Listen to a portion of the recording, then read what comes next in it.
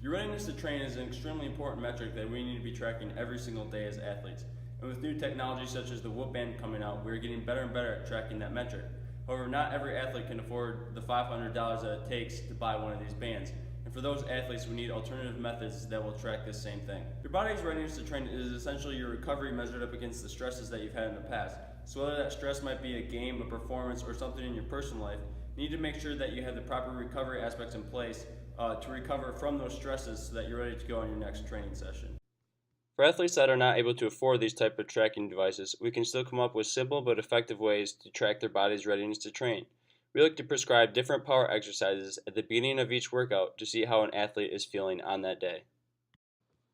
For example, here we have an athlete going through rotational med ball throws, which are being measured via a radar gun behind him. With this data, we should be able to get a pretty good idea of how the athlete is feeling on that day and what can be expected of him in his performance. Now, rotational med ball throws are not the only exercise we're going to use. We also like to use overhead med ball throws for upper body days, and then we like to use a version of the lateral leap and the broad jump for lower body days, both of which we will measure with a tape measure.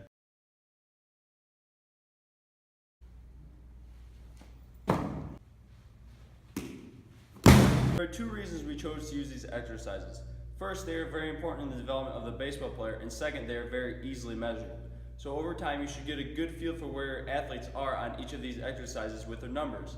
And over time, we should expect improvement, but also understand that on days where his numbers are really down, that means that he has not been recovered as much as he should have. So those are days that we should take the training lighter, or even don't train at all and focus more on the recovery aspect.